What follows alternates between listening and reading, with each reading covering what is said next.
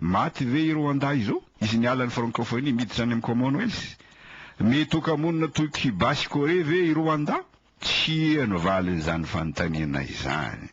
Ary mba ampiseho ny fahavononany, tsy miteny frantsay intsony io masombahoaka ny filoha Paul Kagame rehefa mikabary fa miteny anglisy izy. De hoy Nicolas Cannon, masovo anglisy any Rwanda. Ny olon'olona i Rwanda taloha fa izao izy tafiditra amin'ny Commonwealth izao vao afaka mivelatra tsara ny fifandraisany iraisam-pirenena. De hoy aho hoe inona moa no andrasantsika tsy hidirana any amin'ny Commonwealth? Teo vao taitra ny frantsay fa trop tard. Nandeha tany Kigali ny filoha Sarkozy tamin'ny 13 febroary tamin'ny taona 2010 mba hamitra mpihavanana indray amin'ny Rwanda. Tsy piko tsara fa tsy Kagame no nandeha tany Paris fa i Sarkozy no nandeha tany Kigali.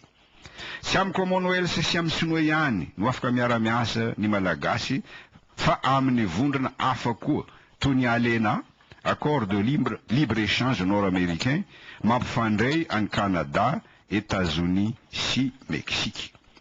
Marina fa lavitra ny Madagasikara ny ALENA, kanefa azo heverina ho akaiky ihany no ny orinasa kanadiana Sherit miasa any Ambatovy. Afaka miara-miasa amin'ny Mercosur koa ny malagasy dia amin'ireo firenena any Amerika Atsimo. Efa tsy vahiny amin'ireo firenena ireo isika malagasy izao satria efa mifandray aminy amin'ny alalan'ireny telenovela vokarina ireny. Ohatra, telenovela avy any Brésil, Le roman de la vie, Sauvé par l'amour, Secret des familles, Tour de Babel, sy ny sisa. Telenovela avy any Venezuela, Destin croisé, Tourbillon de passion. Telenovela avy any Mexique, Marimar. Telenovela avy any République Dominicane, Tropico, sy ny sisa sy ny sisa. Raha mbola lany andro mampiatra ny didy fitony zikiny malagasy efa miara-miasa amin'ny firenena ao amin'ny Mercosur ny firenena afrikanina maro. Tamin'ny 2010 ohatra nanao sonia fiara-miasa 7 mikasika famokarana angovo tamin'ny Afrika Atsimo, tamin'ny Cap-Vert, tamin'ny Soudan, Mauritanie, i Venezuela. Tamin'ny jona tamin'ity taona ity, tamin'ny fankalazana ny faha-15 taonan'ny Union africaine, tonga tany Addis Abeba ramatoa Dilma Rousseff filohan'ny Brésil. Tao anatin'ny 10 taona ny tombo avy 10 eny ny varotra nataon'ny Brésil amin'ny firenena afrikanina satria raha 10 miliara dolara izany tamin'ny 2010 tafakatra 920 miliara dolara izany tamin'ny 2012. Ary raha 720 no isan'ny mahasovoin'ny Brésil tany Afrika tamin'ny 2010 tafakatra 730 no isan'ny mahasovoin'ny Brésil any Afrika izao.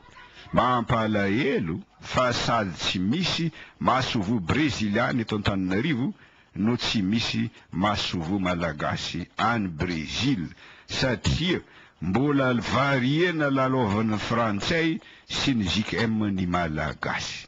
Kanefa mazoto mampindram-bola ny afrikanina ny banque BNDES, Banque nationale de développement économique et social, banque brésiliane ho amin'ny fampandrosoana. Ny malagasy kosa mbola manaiky ankadalen'ny fianakaviam-be raisam-pirenena amin'ny SNDR, stratégie nationale de relance de développement, tondro zotra ara-toekarena vaovao solon'ny MAP.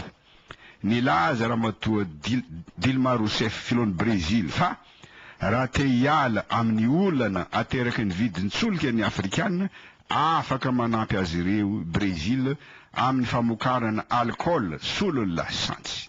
Izao ny tsara fantatro-piaino, indrindra raha mpitondra fiarakodia ianao. Ankehitriny i Brésil no firenena mpamokatra etanol voalohany eto amin'izao tontolo izao.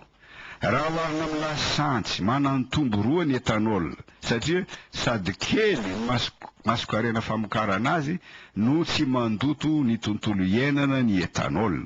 Akora betsaka azo vokarina eo an-toerana no ampiasaina amokarana azy fa tsy mila farina avy any ivelany satria ny famokarana azy de biomasse ary indrindra ny fary. ary 2,20 $, monja no masokarena famokarana etanol 2 litre. Misy 2 karazany ny alcool amidy amin'ny station service any Brésil. Ao ny alcool amin'ny tampodrano, ampiasain'ny fiara mandeha amin'ny alcool antsoina hoe fiara flex fuel. Ao ny alcool tsy mitampodrano, afangaro l'essence. Tsy mirarahany zany ny mpanao politika malagasy fa mbola variena lalaovan'ny JICM sy ny francophonie. De manao ny danikibony ry Total, Sherite, Jovena sy Galana. Ny station service sasany aza say manampoka zavatra ny solika amidiny. Ary ity namany Ismaël no loza.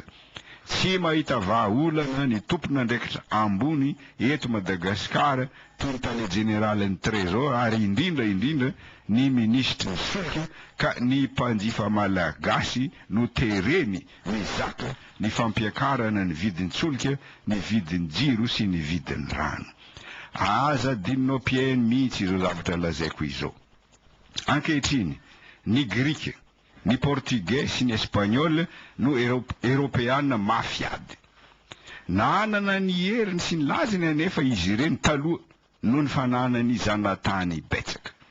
Nametraka dian-tanana eto amin'ny tantaran'izao tontolo izao ry Christophe Colomb, Vasco de Gama, Magellan, Diego Suarez sy ny sisa. Dia teny portugais sy teny espagnol no teny pirenena amin'ny kontinanta Amerika afovoany sy Amerika atsimo. Aty Afrika, i Angola sy Mozambique dia zanatany portugais taloha ka teny portugais no teny pirenena ampiasaina amin'ireo firenena ireo.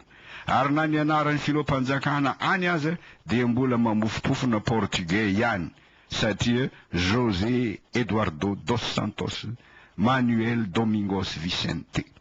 Any Mozambique, ny tanàna Lourenço Marques taloha io no novana ho Maputo.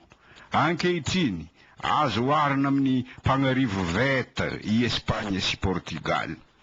Izany koa no azo an'ny Frantsa, raha votsitra ny zanatany, raha rava ny France Afrique, hitovy amin'ny Espagne, hitovy amin'ny Portugal i Frantsa, satria tsy misy intsony ny sultany avy any Gabon, avy any Congo Brazzaville sy avy eto Madagasikara. Tsy misy intsony diamant avy any Centrafrique, tsy misy intsony ny uranium avy any Niger, tsy misy intsony ny volamena safira sy émeraude avy eto Madagasikara. Dia toy ny domino miara mianjera no hitranga raha votsitra eo i Madagasikara satria ho tonga eto Madagasikara ireo afrikanina zanatany frantsay taloha hianatra ny révolution malagasy. Révolution tsy nitambasy, tsy nitampiadina kanefa singambolo nandavo ny vosotra. Izany fahaleovantenan'ny Madagasikara ara-toekarena izany no sakanan'ny frantsay sy ny malagasy bolokony miara-miasa aminy. Izany tompoko no anisan'ny zava-miafina lehibe ambadiky izao fifidianana atao amboletra izao. Mifarany eto ary tompoko lahy sy tompoko vavy ity fandarantsika ity amin'ny anaranao mpieny no isorantsika n'Andriamatoa Raintsonary mitondra an'izay famakafakana lalina mampiritreritra izay irariana momba hanokatra hatrany ny fomba fijery sy ny fahatrapahalalansika eo anatrihan'izao lalana mpiavy ny firenena izao. Koa dia mankasitraka Andriamatoa Raintsonary izay aloha no azo natolotra heverina fa tsy maintsy ho mailo sy hiatrika hatrany ho fivoaran'ny toe-draharaha isika. Ianao olom-pirenena heverina fa mahatadidy an'izay rehetra nambara teto amin'ity onjam-peo ity dia tokony hahatsiaro ny amin'ny hoe mitsotsoka makaiza na mitodika makaiza ny alehan'izany raharaham-pirenena zany. Efa averti, zany hoe efa mahafantatra ianao zao efa nampiomanina maromaro ny karazana anticipation, analyse natolotra dia anjaranao olom-pirenena anjaran'ireo tamajoro tsirairay no mandinika sy mijery ny hoe hoentina iza marina ity Madagasikara ity koa dia misaotra Andriamatora Intsonary rary sondrindre de mangataka antsika mpieny koa mba hitrotro ambavaka ny fandarana tahaka zao indrindrandrindra Andriamatora Intsonary satria hery tsy tamaso no hiadivana ankoatran'izay hery goavambe avy any Adilambato any ka tsy vitan'ny nofo fotsiny amin'izao zany fa mila hery mpanahy lalina ka te hiverina fa dia mba ahatsiaro andrany mpanompon'Andriamanitra zany tsika menakavy amin'izay adidy aman'andraikitra ataony ka te manao mandra-pioana mandra-pitafa Andriamatora Intsonary. Misaotra anao namana Ismaël amin'ny firariantsonao, misaotra anao koa amin'ny fangatahana ambavaka fa ilaina tokoa izany, izany nataony apôstôly Paoly mivavah ho aho izy. Misaotra ny namana Noël ndrena ny tenaina, misaotra koa ny olana haritra ny haino hatramin'izao, satria isika rehetra ny tompoka ho tahian'Andriamanitra.